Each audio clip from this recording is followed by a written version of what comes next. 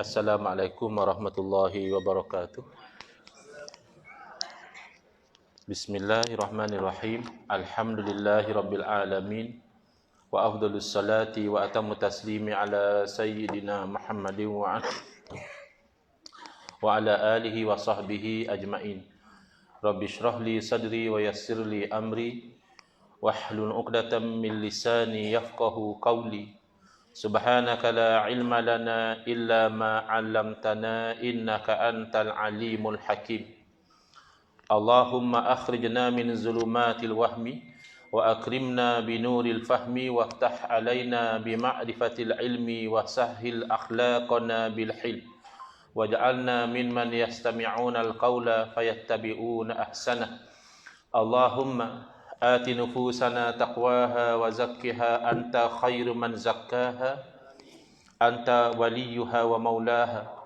اللهم أرنا الحق حقا وارزقنا اتباعه وأرنا الباطل باطلا وارزقنا اجتنابه. اللهم انفعنا بما علمتنا وعلمنا ما ينفعنا وزدنا علما وهدى. أما بعد. Alhamdulillah, muslimin, muslimat, hadirin hadirat yang saya hormati.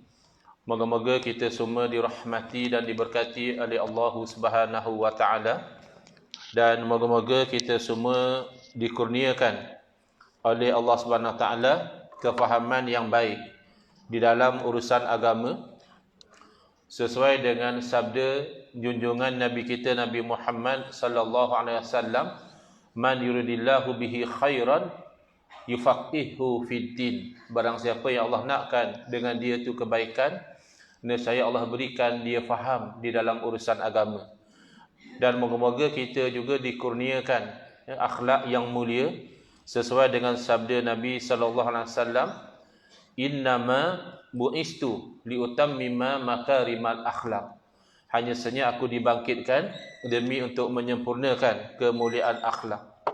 Alhamdulillah, hari ini insya-Allah kita akan menyambung pengajian kuliah duha bulanan hari Jumaat yang ketiga anjuran Masjid Sultan Salahuddin Abdul Aziz Shah, Masjid Negeri Shah Alam, menggunakan kitab Nurul Huda, Cahaya Hidayah, yang disusun oleh guru saya Al-Fadil Ustaz Haji Adnan bin Haji Muhammad Samman hafizahullah ta'ala wa nafa'ana bihi wa bi'ulumihi fid daraini amin. Yang mana kitab ini beliau mensyarahkan kitab Masailut Tauhid, masalah-masalah perkaitan-perkaitan tentang ilmu tauhid, yang disusun oleh ayahanda beliau dan juga guru saya almarhum Tuan Guru Haji Muhammad Samman Kati rahimahullah ta'ala wa nafa'ana bihi wa bi'ulumihi fid daraini amin.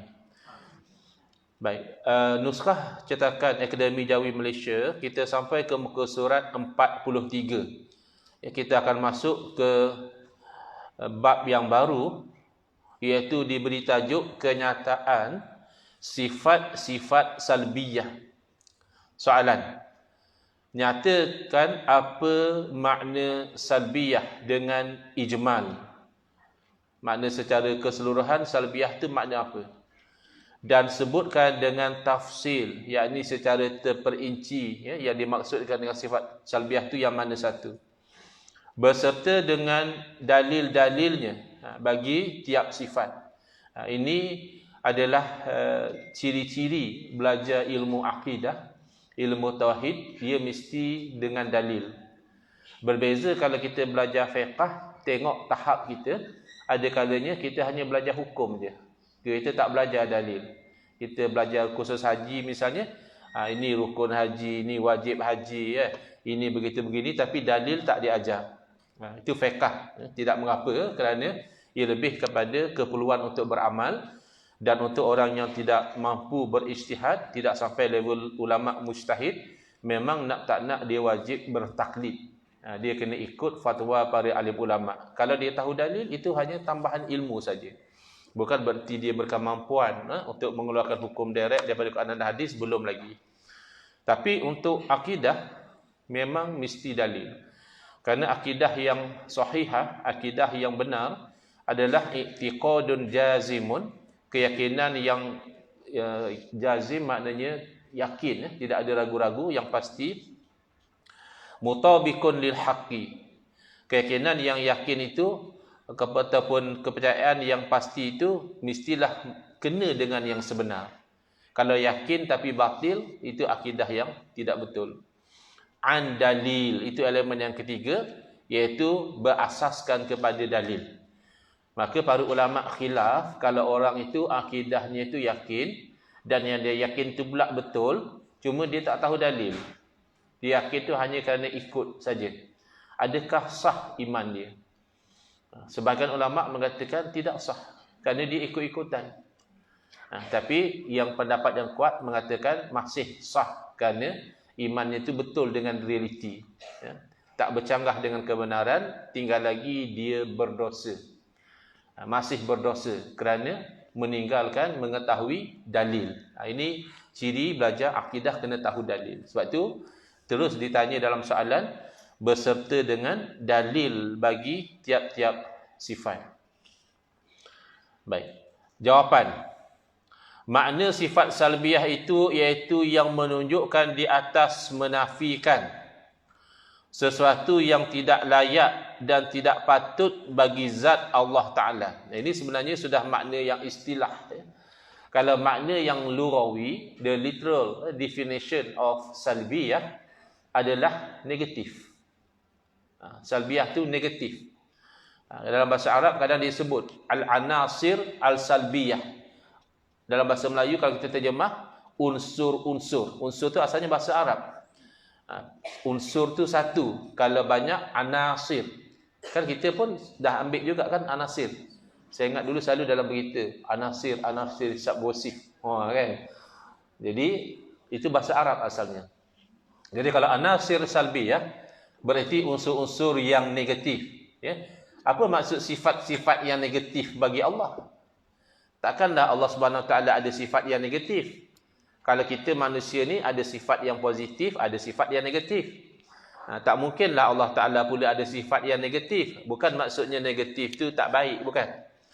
Maksud negatif di sini adalah berfungsi to negate, untuk menegatifkan, untuk menafikan apa yang tidak layak dengan Allah Ta'ala. Maka dari 20 sifat Allah Ta'ala itu, ada 5 sifat yang bila dikaji dari segi fungsinya, ia berfungsi menafikan sesuatu yang tidak layak dan tidak patut bagi zat Allah Ta'ala. Bismillahirrahmanirrahim.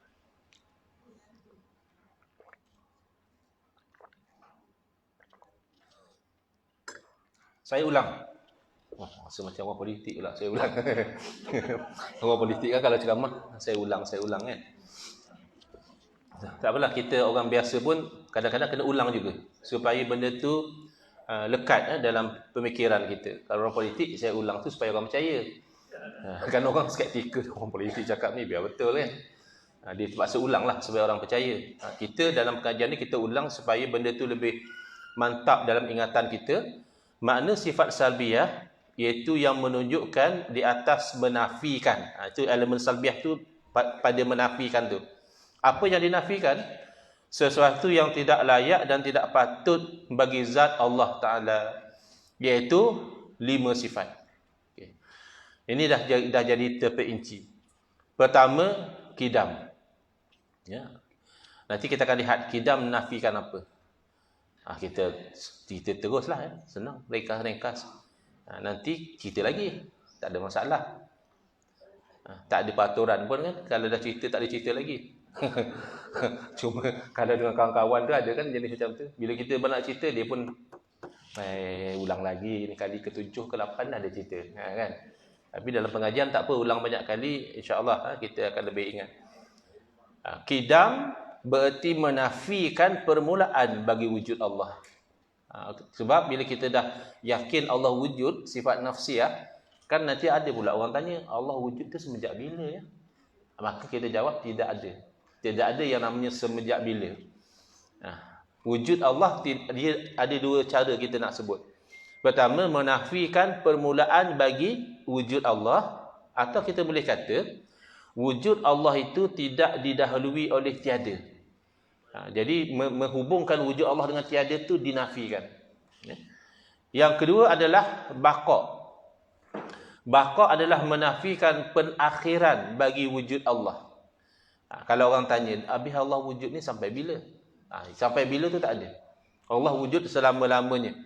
Jadi yang namanya Adam, yang namanya tiada, dia tidak berada di awal, tidak berada di akhir. Kalau makhluk kan, kita ada awal kita, kita ada akhir kita. Tidak demikian dengan pencipta kita, tidak ada awal dan tidak ada akhir. Sebab itu disebut al-awwalu wal akhir. Awal tu maknanya tidak ada permulaan, akhir tu tidak ada perakhiran. Okey. Yang ketiga, mukhalafatuhu ta'ala lil hawadith. Minta maaf ya, ada kawan-kawan yang berfahaman Wahabi, dia kata ni bid'ah ni. Sebut mukhalafatuhu ta'ala lil hawadith ni. Ini ilmu falsafah. Loh. Ini hanya ibarah ulama nak cerita apa yang sudah Quran hadis sebut. Dalam Quran dah sebut laisa kamitslihi syai'un. Tidak ada seperti Allah Taala tu satu apa pun. Dalam Quran telah sebut walam yakul lahu kufuwan ahad. Tidak ada bagi Allah tu yang sekufu, yang sama dengan Allah, satu apa pun tak ada. Maka ulama takbir dalam bahasa biasa mukhalafatuhu ta'ala lil hawadis. Berbeza Allah Taala dengan yang baharu.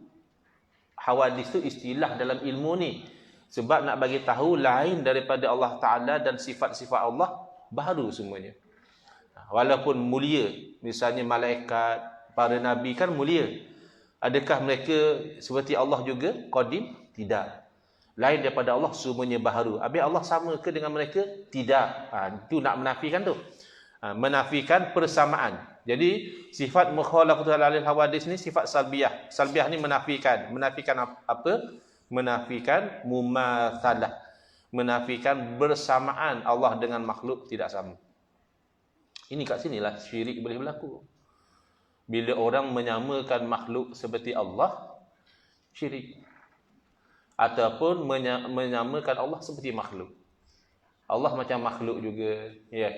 Misalnya ada masanya Allah penat, ada masanya Allah lupa, ada masanya Allah naik atas, turun bawah. Ini juga syirik. Kerana ini menyamakan Allah seperti makhluk. Jadi it works both ways.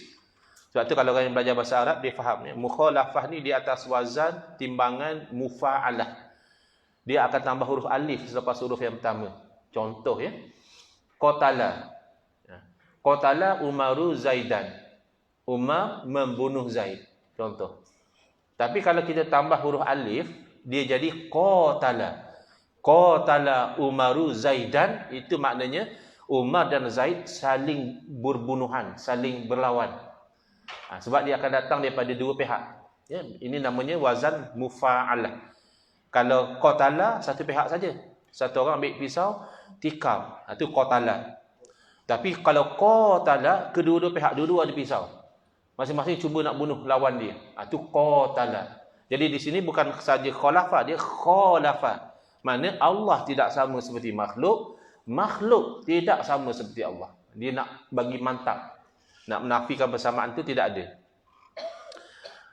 Hati-hatilah di zaman sekarang ni sudah tersebar fahaman tashbih atas nama ikut Quran hadis.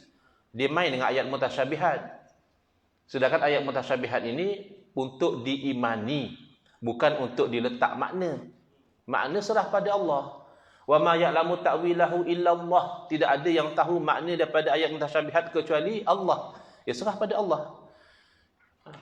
Warasikhuna fil ilmi yaquluna amanna bihi. Orang yang mendalam ilmu dia kata kami beriman dengannya. Kullun min indi rabbina. Dua-dua, yang muhkamat daripada Allah, yang mutasyabihat daripada Allah.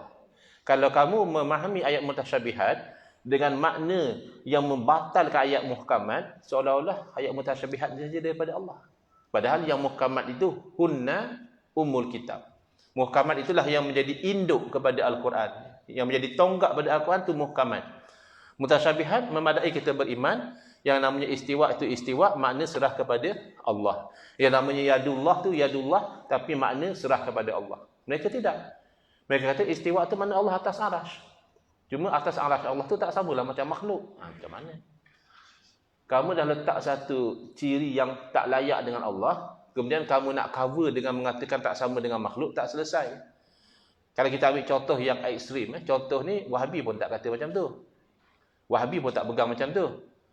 Boleh tak kita kata Allah beranak, tapi dengan cara yang tak sama dengan makhluk? Tak boleh. Tapi saya kata tak sama macam makhluk. Beranak tu dah tak boleh. Maka kamu cover up dengan tak sama dengan makhluk di hujung tu dah tak menyelesaikan masalah lagi. Samalah di situ. Kamu mengatakan Allah bertempat di atas aras tapi tak sama macam makhluk. Bertempat itu sudah ciri makhluk.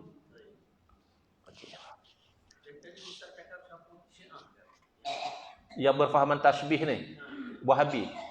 Yang bermula dari Ustaz kata ni yang pada hadis ni dia tak agree. Macam ni? Bermula dari Ustaz kata guru mana yang anak tak dapat tangkap tadi. Dia tasbih dengan mukhalafat sahaya. Oh, golongan tasbih. Tasbih ni bahasa Arab daripada syabbaha yushabbihu tashbihan, maknanya menyamakan. Syabah. Sebab tu kalau Melayu pun kita sebut syubhat. Syubhat ni benda yang sama-sama. Nampak macam halal, nampak macam haram. Dia ada persamaan pada satu sudut macam benda ni halal.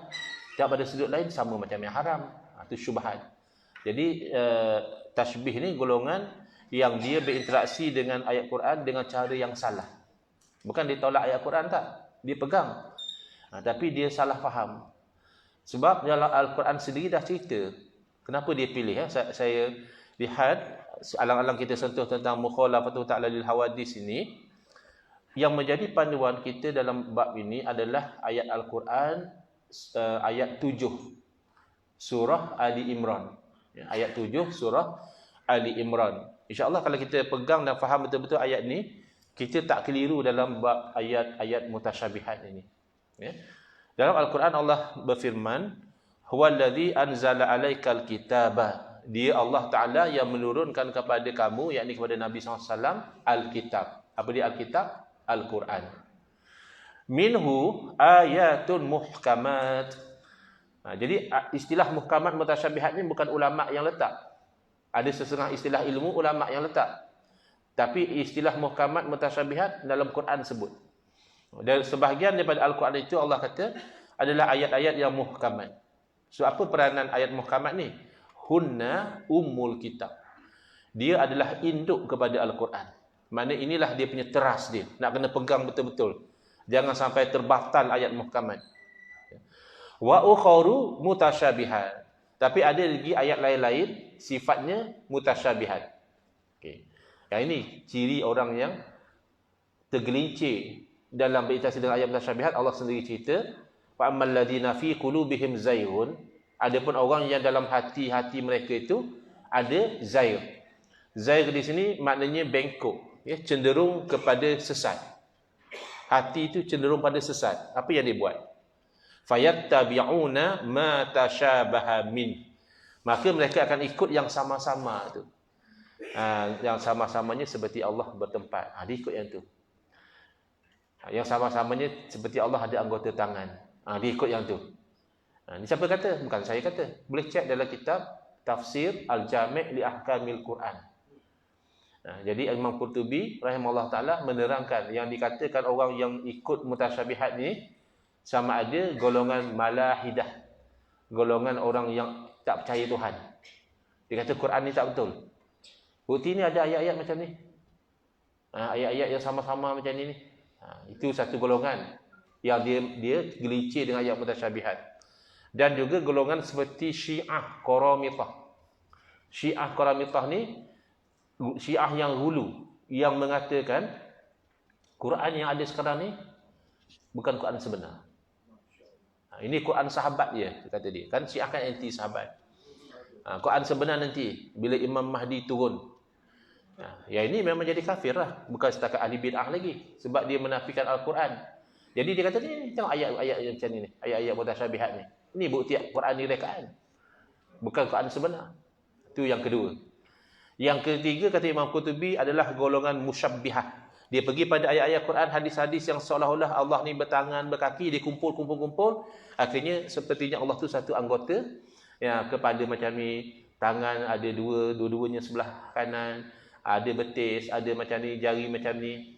Jadi ini yang dikatakan orang yang mengikut yang mutasyabih.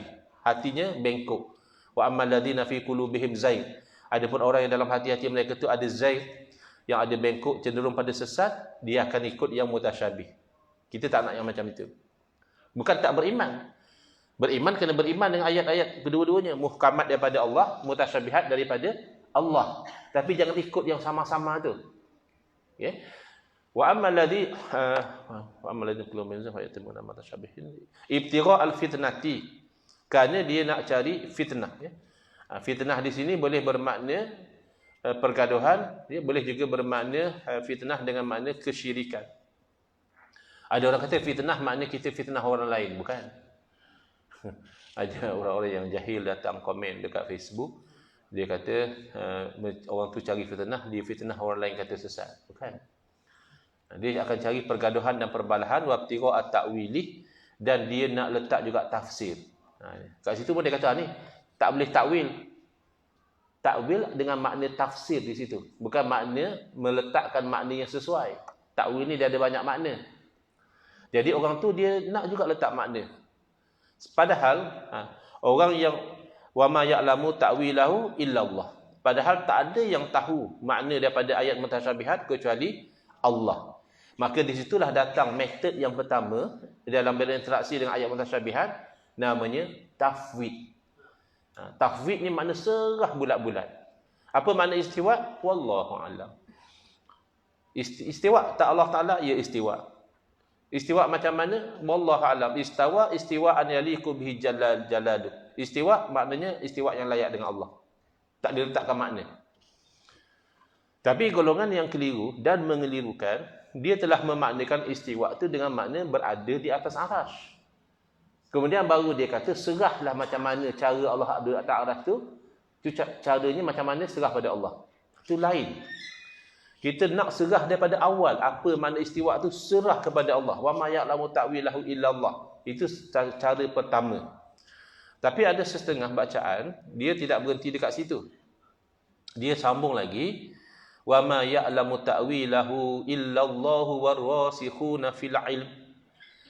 Padahal tidak ada yang tahu makna sebenar daripada ayat-ayat mutasyabihat kecuali Allah dan orang-orang yang mendalam ilmunya. Jadi Allah tahu makna ayat mutasyabihat, orang-orang yang alim, yang tahqiq ilmu dia pun tahu.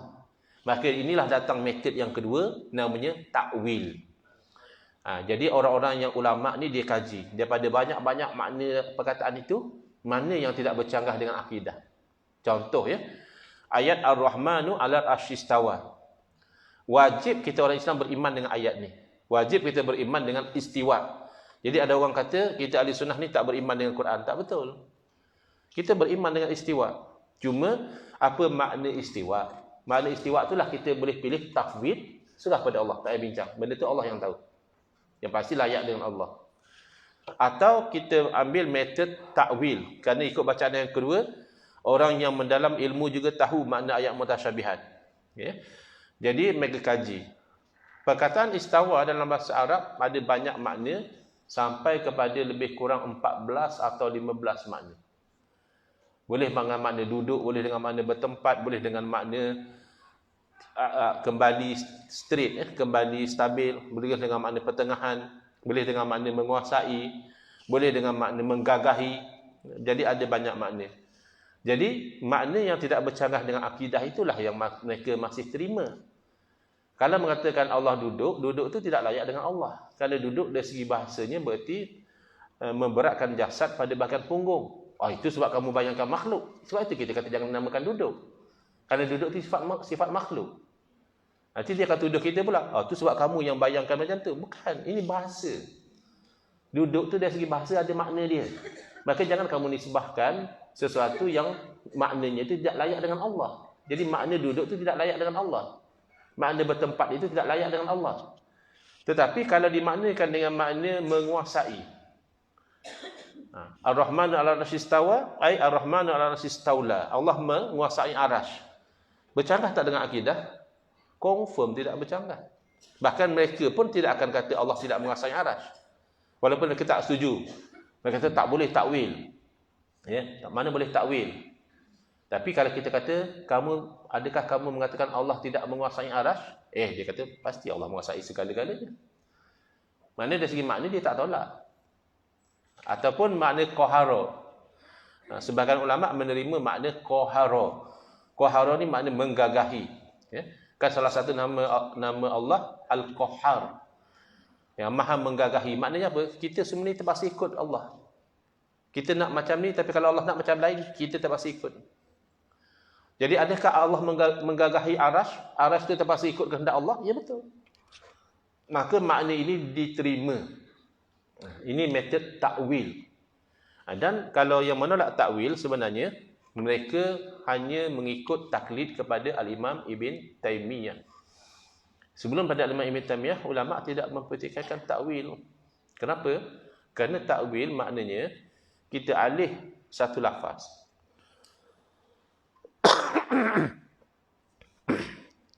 Kita alih satu lafaz daripada makna yang zahir. Tapi makna tu tak sesuai dengan konteks dia. Kita alih kepada makna lain kerana ada dalil yang menuntut supaya kita alih. Salah satu dalilnya adalah penisbahan sesuatu lafaz yang makna zahirnya tu menunjukkan Allah tu lemah ataupun menunjukkan Allah tu sama macam makhluk. Maka ketika itu ditakwil. Ya, wajib takwil. Tapi kalau saja macam Syiah suka takwil juga. Tapi dia takwil suka hati dia. Sebab nak menyokong pendirian dia mengangkat Sayyidina Ali radhiyallahu anhu. Angkat Sayyidina Ali itu tak ada masalah. Tapi sampai ubah ayat Quran punya makna dan sebagainya itu masalah. Takwil macam tu haram. Takwil ni dia mesti kena ada dalil. Baru dia dibolehkan atau diwajibkan. Jadi dalam konteks ini, siapa yang menolak takwil, pertama dia menolak bahawa Al-Quran itu dalam bahasa Arab.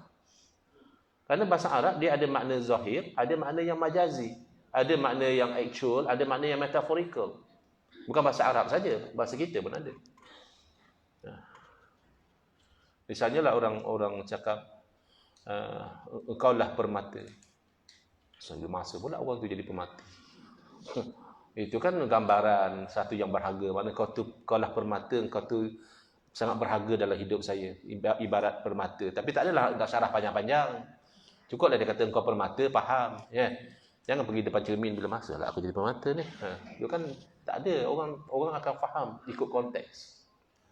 Tapi kalau dia kata nak pergi kedai je cari batu permata, atau memang permata lah. Tengok konteks dia. Itu bahasa Melayu, bahasa Arab bersama. Yang kedua, dia menolak uslub Allah sendiri. Kerana Allah sendiri menggunakan takwil. Dalam hadis kursi, Allah Ta'ala berfirman kepada hambanya, ya bani Adam, maridtu falam ta'udni. Wahai anak Adam, ataupun ya abdi, wahai hambaku, aku sakit, kau tak datang berziarah aku. Habis kita nak faham Allah pun sakit juga sebab kita ikut hadis. Hadis dah kata Allah sakit, aku kata Allah sakit yang layak dengan Allah lah. Adakah sakit yang layak dengan Allah? Maka dalam hadis yang sama, Allah sendiri takwil. Allah terangkan makna sakit itu adalah maridha abdi fulan. Hamba aku si fulan yang sakit. Kau tak pergi ziarah dia, kenapa? Kalau kau ziarah dia, nescaya kau dapati aku berada di sisinya. Itu kena takwil lagi. Kalau tak, Allah di atas arasy, Allah di rumah sakit. Sebab tu tak boleh memahami Quran hadis dengan makna yang literal. Secara melulu tak boleh. Ada kalanya Quran hadis tu makna yang literal, dan banyak kali juga Quran hadis tu dengan makna yang contextual. Tengok kepada konteks, tak mungkinlah Allah sakit. Yang Allah maksudkan adalah hambanya sakit, tapi hamba sakit ni penting. Kamu patut ziarah. Jadi Allah nisbahkan kepada diri Allah. Nak menunjukkan kepentingannya menziarahi orang sakit tadi. Baik. Jadi oleh itu daripada ayat 7 surah Ali Imran tadi, kesimpulannya adalah pertama, kita jangan ikut yang sama-sama. Fayattabi'una ma tashabaha minhu tu jangan buat. Itu ciri-ciri orang yang sesat. Habis nak ikut yang mana? ikut yang wa ma ya'lamu ta'wilahu illallah. Tak ada yang tahu tafsiran daripada ayat mutasyabihat kecuali Allah, maka tafwid serah kepada Allah lah. Kita beriman ada istiwa tapi makna serah pada Allah lah. Itu satu. Ataupun wa ma ya'lamu ta'wilahu illallahu warrasikhuna fil ilmi. Padahal tidak ada yang tahu makna ayat mutasyabihat kecuali Allah dan orang-orang yang mendalam ilmunya. Maka kita terima takwil. Ada orang-orang ulama dia tahu makna sebenar daripada ayat mutasyabihat. Jadi ikutlah mana satu, jangan tasbih. Sebab itu bercanggah dengan mukhalafatuhu ta'ala lil hawadith. Yang keempat, qiyamuhu ta'ala bi nafsihi. Terjemahannya adalah berdiri Allah Taala dengan sendiri. Itu terjemahan. Kotlah ada orang yang tak biasa, macam mana pula Allah berdiri sendiri. Kita manusia pun kalau tak sakit boleh diri sendiri. Lainlah kalau kena stroke, lainlah kalau sakit teruk. Itu baru kena orang bantu berdiri, bukan. Berdiri dengan sendiri ini maksudnya Allah tidak berhajat kepada yang lain. Dinafikan. Ihtiyajuhu ila ghairihi, berhajat Allah kepada yang lain, kepada yang menciptakan tak perlu. Kita perlu pada yang menciptakan. Allah juga perlu pada yang menciptakan? Tidak. Allah perlu kepada tempat? Tidak. Allah perlu kepada orang yang menolong Allah buat kerja? Tidak. Semuanya dinafikan. Okay. Yang kelima, wahdaniyah. Terjemahannya esa, ya, ataupun setengah-setengah dia kata tunggal. Wahdaniyah adalah menafikan banyak pada Allah. Kok orang tanya, okeylah Tuhan ada, berapa Tuhan? Berapa Tuhan tu tak ada. Dinafikan berapa tu. Okay, tapi nanti penelitiannya tu akan adalah wahdaniyah pada zat macam mana, wahdaniyah pada sifat macam mana, wahdaniyah pada af'al, perbuatan macam mana. Yang penting setakat ini kita sudah faham 5 sifat salbiah ini menafikan yang tidak layak dengan Allah Taala. Qidam menafikan permulaan bagi wujud Allah, baqa menafikan penakhiran bagi wujud Allah Taala, mukhalafatuhu ta'ala lil hawadis menafikan Allah itu sama seperti makhluk, qiyamuhu ta'ala bi nafsih menafikan Allah berhajat kepada yang lain, berhajat pada makhluk, dan wahdaniyah menafikan banyak ataupun berbilang-bilang pada Allah Taala. Bismillahirrahmanirrahim. Seterusnya, satu persatu ya. Dia akan huraikan satu persatu. Makna qidam. Erti qidam sedia. Sedia ni bukan maknanya macam ready ya. Sedia itu maknanya dah ada. Tapi itu bukan makna lagi, itu baru terjemahan.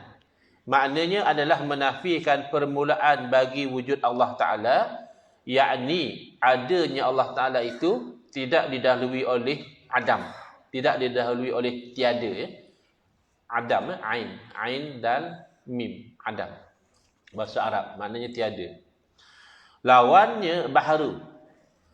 Jangan duk ikut setengah mu'allaf yang tak faham. Ya. Dia kata pening baca surat 20 dia tu. Sebab dia belajar kat Perkim, Allah wujud lawannya tiada. Oh, dia kata Allah asalnya wujud, lepas tu lawan. Kesian dia. Tapi orang panggil syekh sekarang dia.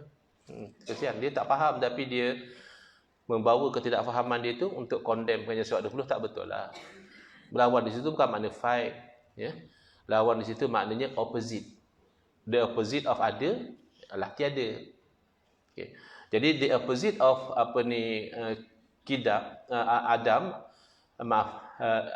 Qidam adalah baharu. Baharu tu maknanya dulu tak ada, baru ada. Bukan mesti baru tu macam kita kata baju baru, beg baru, bukan. Setiap yang wujud selepas tak wujud istilahnya baharu. Jadi itu dinafikan bagi Allah. Itu mustahil. Dalil dua-dua sekali. Sebab tu orang yang menuduh kata belajar surat 20 ni hanya membesarkan akal je, tak ada. Akal tu memang dibesarkan. Quran hadis yang menyuruh kita untuk menggunakan akal. Tapi nakal juga kita pegang. Bukan dalil hanya dalil akli, dua-dua ya. Kita mulai dengan dalil akli, kenapa? Kerana dalil akli ni dia lebih universal appeal dia. The appeal tu is more universal. Muslim or non-Muslim, kalau kita hujah dia secara akliyah, they are bound to accept. Tapi kalau ayat Quran hadis, they are binding on Muslim only. Orang yang belum Islam, kalau kita kata dalil Allah kidam. Ini ayatnya. Nah, dia macam krik-krik lah. Pasal pula aku nak kena percaya.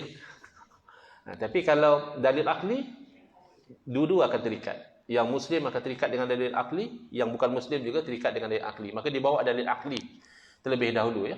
Tapi dalil naklinya tidak dikesampingkan, nanti akan disebut dalil naklinya. Dalil akli, the logical proof atas yang demikian itu, iaitu jika sekiranya Allah Ta'ala itu baharu. Maknanya dulu Allah tak wujud, nescaya berkehendak ia kepada yang membaharukan. Dulu tak wujud, mestilah ada yang mewujudkan. Maka ketika itu, jadilah dia daur atau tasalsul. Okey, sebelum kita pergi pada istilah daur dan tasalsul ni, sebenarnya memahami kidam Allah Ta'ala ni boleh saja dengan cara yang simple. Daur dan tasalsul ni cara yang akademik, yang agak sophisticated. Tapi kalau ilmiah. Tapi kalau secara simple, saya selalu bagi contoh, ada budak katakan darjah 1, darjah 2, budak kampung, ya. Jadi dia bermain di kampung dia tu petang-petang, kan zaman-zaman dulu kan budak-budak kampung ada. Sekarang banyak main game kat rumah je. Dulu kan kita selalu pergi memancing lah, ya, main baling slipper lah, ya. Macam-macam lah. Jadi budak kampung ni dia round lah satu kampung. Lastik burung lah macam-macam. Tiba-tiba dia balik, dia tanya mak, nak tanya. Mak dia kata, apa dia? Tadi saya pergi main, saya nampak ada burung, ada tupai, ada pokok-pokok. Siapa yang ciptakan semua ni ya? Dia tanya. Mak dia kata, Tuhan lah cipta, Allah yang ciptakan ni. Oh, Allah yang cipta semua-semua tu. Okey. Dia pun pergi main lagi. Pas tak lama, dalam 10-15 minit dia balik semula. Mak nak tanya lagi. Mak dia kata, apa dia lagi ni? Mak tengah masak mi goreng ni. Bapak kamu nak balik kerja ni kan tak sempat. Nak tanya satu je lagi. Tadi kan mak kata pokok, tupai, monyet, semua tu Allah yang jadi. Betul? Habis tu siapa yang ciptakan Allah? Dia tanya. Budak-budak, dia inquisitif, dia nak tahu. Maka cara yang simple, mak dia akan jawab, Allah tu kan Tuhan. Mana ada orang cipta Allah? Kalau Allah kena cipta, bukan Tuhan lah namanya. Dah kata pergi main yang kacau mak nak masak ni. Kan? Orang kambur. Walaupun nampak simple, itulah jawapannya. Takkan dah pula Tuhan diciptakan. Once diciptakan namanya makhluk. Itu jawapan yang simple, straightforward, very logical. Tapi kadang-kadang ada orang dia tak memadai. Kalau budak tadi, okey, dia dah puas hati. Takkanlah Tuhan kena cipta, betul juga. Tapi kalau yang ada setengah orang, dia kata, mana boleh. Setiap benda yang wujud, diciptakan. Tuhan wujud. Pasti Tuhan juga diciptakan. Jadi untuk orang yang degil macam ini, itulah ulama datangkan hujah yang all encompassing. Dia dah tak boleh cover dah. Macam lawyer lah, lawyer punya ayat dalam perjanjian. Apa hal panjang sangat perjanjian ni? Tak aku nak saya rumah je kot. Tapi rupanya dia nak cuba cover semua angle tu. Kan at least boleh justify dia punya legal fee kan. Orang tahu alamak sekeping jas aku sampai 500-600. Dia nampak panjang. Tapi sebenarnya dia nak cover.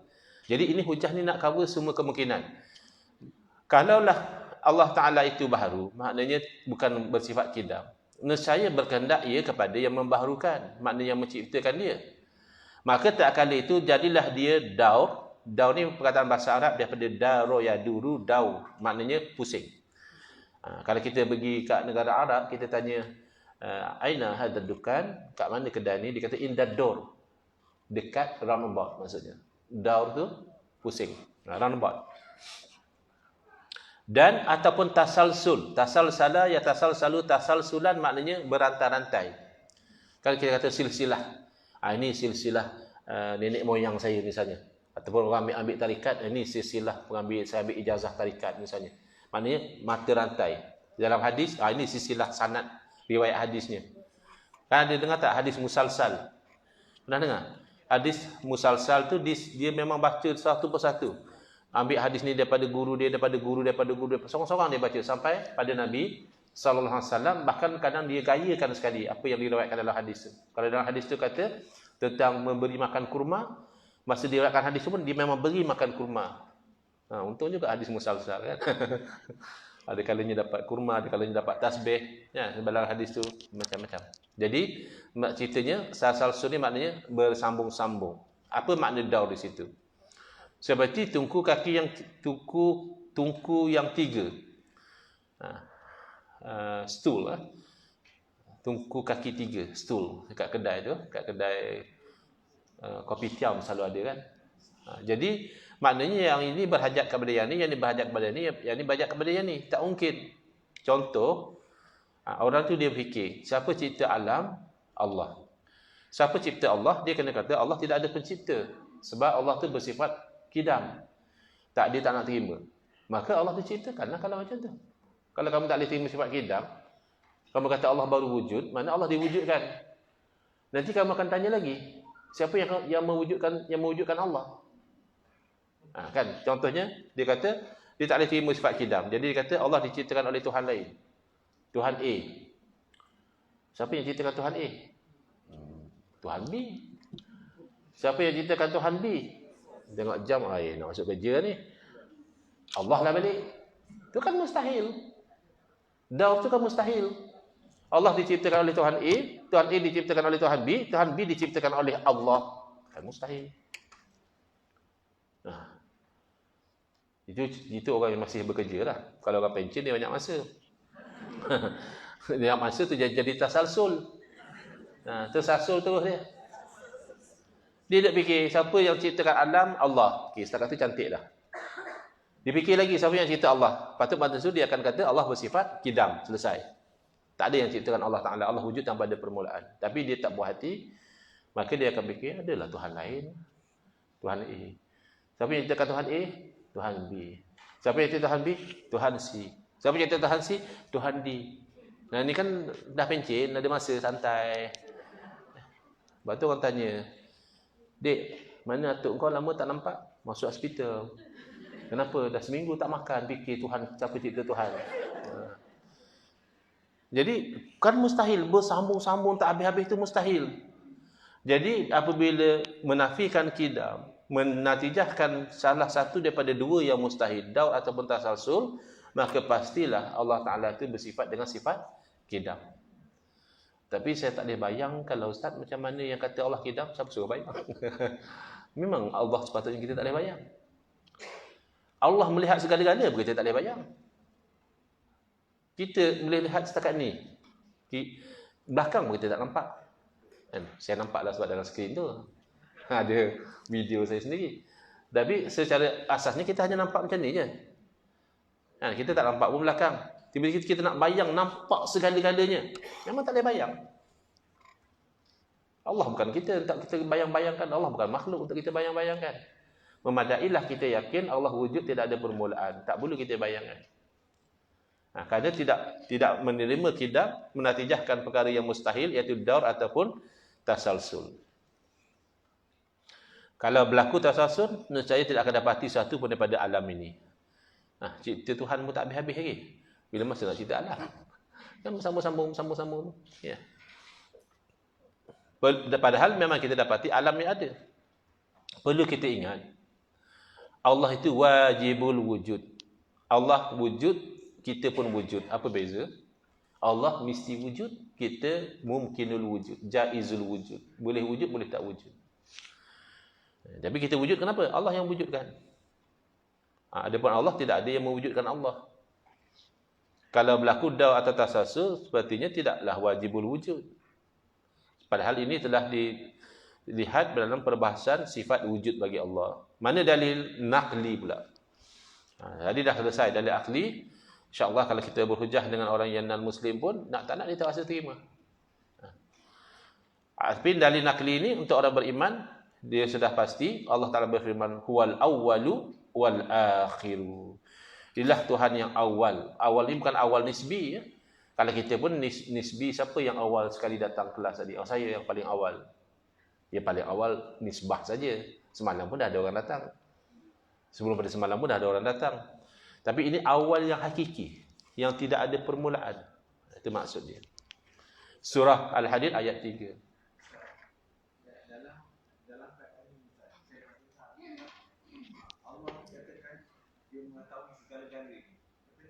tu dia kata dicipta malaikat pula dia kata.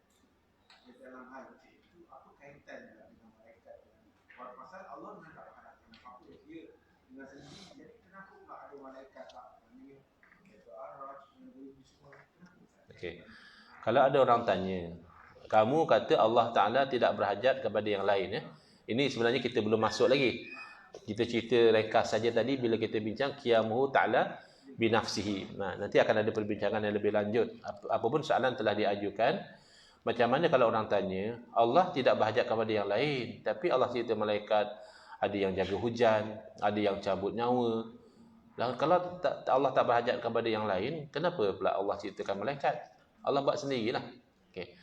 Jadi jawapannya adalah Allah menciptakan malaikat dan memberi tugas kepada malaikat bukan kerana Allah berhajat, tapi kerana Allah berkehendak. Kita kalau dalam bab pengurusan duit pun kadang ada orang bincang tentang apa yang kita need dan apa yang kita desire. Okay. Sometimes we desire something that we don't need. Itu kita manusia, kadang-kadang kita nak benda yang kita tak perlu. Itu baru level kita manusia. Kalau dari segi pengurusan dia kata kamu beli apa yang kamu perlu. Jangan beli apa yang kamu nak. Kalau kita nak ya iPhone 15 Plus Pro lah kan. Dah keluar. Padahal ya iPhone kita sekarang pun dah boleh buat macam-macam. Tapi sebab kita nak yang latest, kita tak perlu pun. Without yang latest pun kita boleh hidup okey je. Kan ada yang meninggal kalau tak dapat iPhone 15 Pro Plus. Tak ada.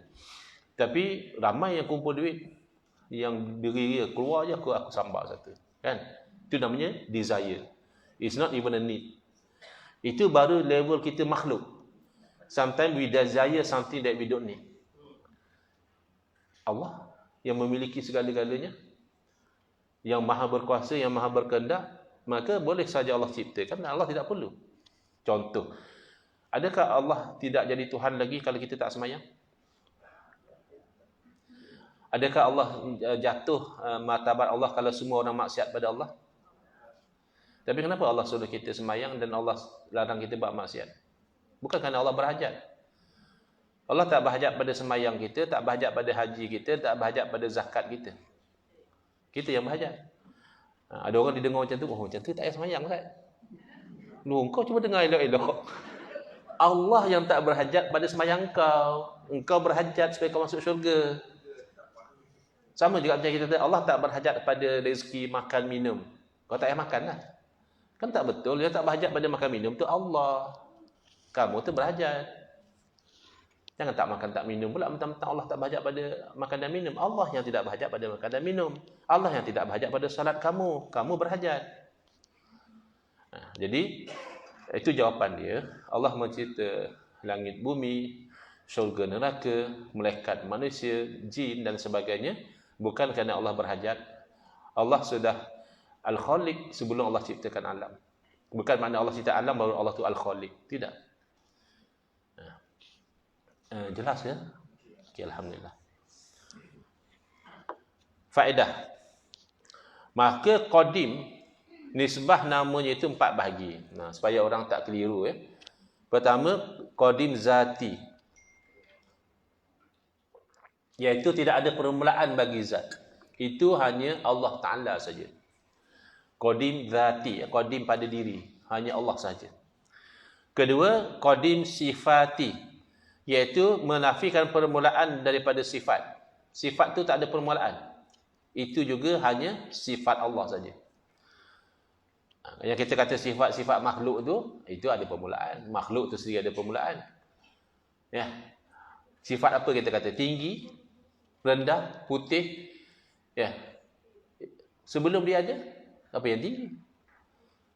Dia tu sendiri baru ada. Maka sifat dia confirm baru. Tapi Allah Ta'ala, zat Allah tidak ada permulaan. Demikianlah sifat Allah juga tidak ada permulaan.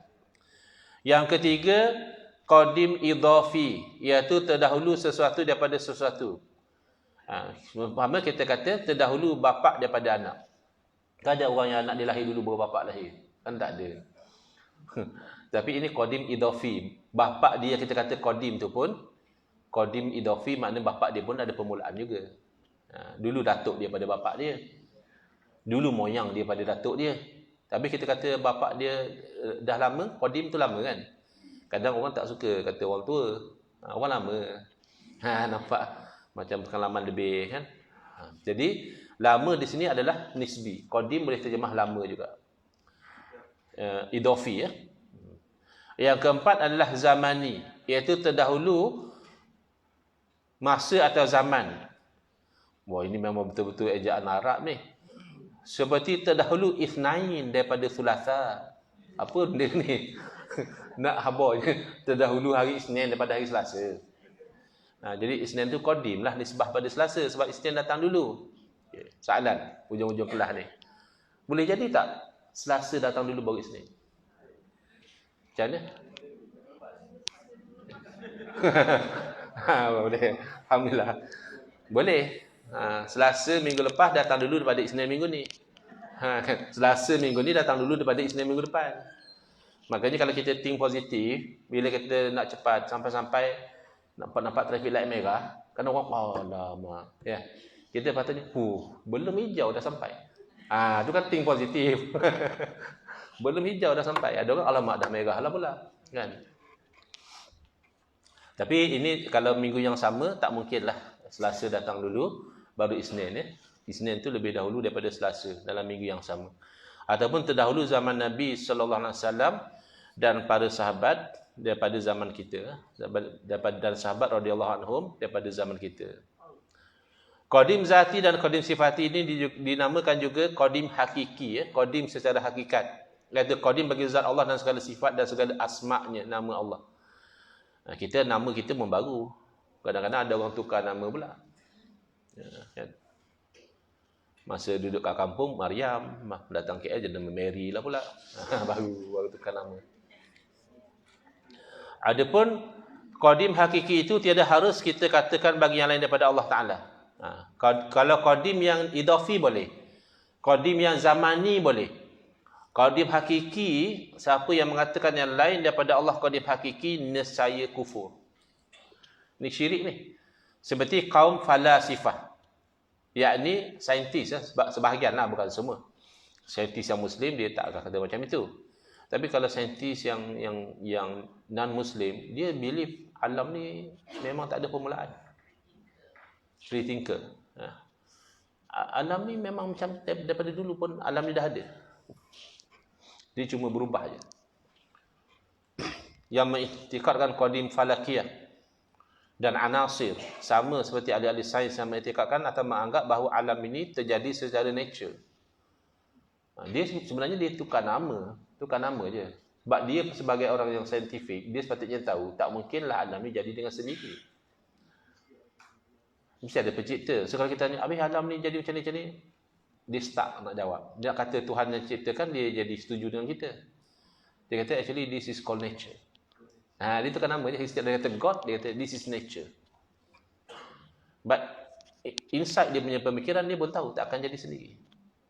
Tapi dia ada macam denial untuk kata ya Allah yang ciptakan. Habis mana kita tahu Allah ciptakan? Ya, itulah keputusan para rasul.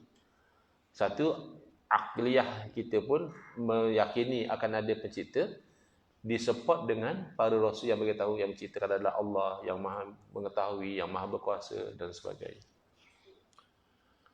Baik, peringatan. Di zaman sekarang ini, seringkali kita dengar atau kita baca di akhbar-akhbar perkataan bencana alam. Hendaklah kita ingat, kalau perkataan bencana alam itu kita sandarkan kepada kudrah dan iradah Allah, yakni berlakunya kerana kudrah dan iradah Allah, tak apalah. Kata bencana alam, tapi kita tahu bencana alam ni Allah yang takdirkan. Berlaku tanah runtuh, berlaku apa? Yang pusing-pusing tu dia panggil apa? Puting beliung Taifun apa? Taikun lain ya. Taifun ya. Jadi dia kata ini bencana alam. Berlaku bencana alam di Bangladesh, berlaku bencana alam di Brazil, tapi dia tahu sebenarnya Allah yang takdirkan. Itu tak mengapa. Tapi kalau perkataan itu kita sandarkan terus kepada alam itu sendiri, sepertinya alam itu sebab dan asbab itu memberi kesan dengan sendirinya, maka tidak syak lagi kufurnya. Ini yang kawan-kawan kita tak faham. Dia kufur tu adalah kalau kita tawassul, istighosah. Tak mesti kamu sembah sesuatu. Bermadai kamu iktikad alam ni memberi kesan dengan sendiri, kufur. Kiaskanlah kepada perkara-perkara lain. Ada orang kata, oh macam tu ramailah orang sesat. Kamu yang kata. Kamu yang sangka orang macam tu. Kebanyakan orang Islam, walaupun dia kata, oh doktor tu dah sembuhkan penyakit saya. Kalau kita tanya balik, kau biar betul. Doktor ke Allah yang sembuhkan? Ayalah Allah lah. Maksud saya berubat ke doktor tu, Allah sembuhkan penyakit saya. Kan kalau orang Islam, walaupun zahir mulut dia cakap, oh aku makan nasi kenyang. Oh, dia yakin Allah yang mengenyangkan. Bukan makna dia kata makan nasi kenyang tu dia kata bukan Allah yang kenyangkan, tidak. Jadi kiaskanlah kepada perkara lain.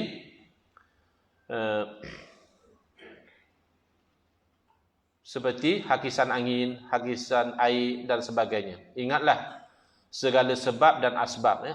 Cause, asbab ni plural dia. Yang ada dalam alam ini tidak memberi bekas, iaitu efek. Cause dan efek itu hanya observation benda yang biasa berlaku. Bukan mesti berlaku. Bukan mesti kena api hangus, tapi biasanya kena api hangus. Maka kena ikut yang biasa. Iktikad, kena yakin bahawa Allah Ta'ala boleh menjadikan api itu tidak menghanguskan. Tapi itu mencari adat lah. Wallahu a'lam. Next, insyaAllah, kita akan sambung dengan yang kedua daripada sifat salbiyah, iaitu sifat baqa.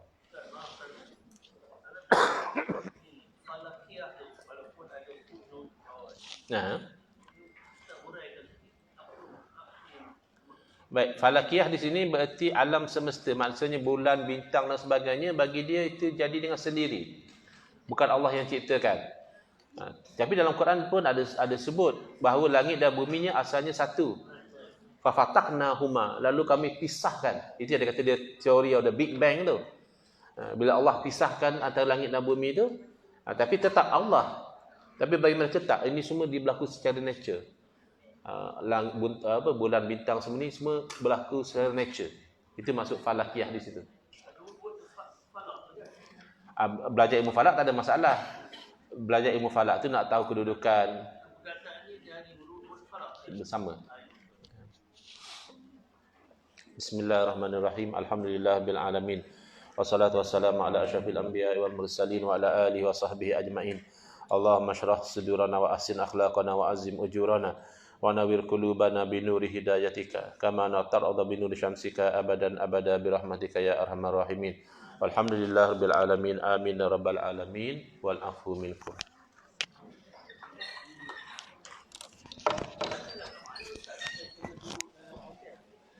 Orang semaju. Just nak elakkan jam. Kalau kuliah pagi saya ambil hotel lah. Betul. Dari semalam lagi. Kalau ada masa maju nak elakkan jam awal. Sini tenang, breakfast dulu.